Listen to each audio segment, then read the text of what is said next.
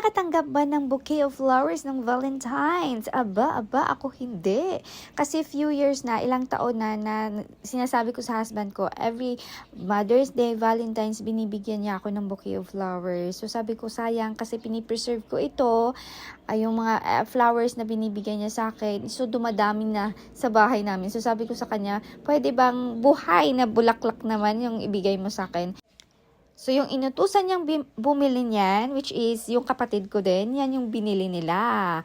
May kasamang balon yan, syempre. Kaya, 2 years na yan sa akin. 2 years pa lang yan ha. Pero yung sa sister-in-law ko, 5 years na, pero hindi pa namumulaklak, tapos parang hindi lumalaki.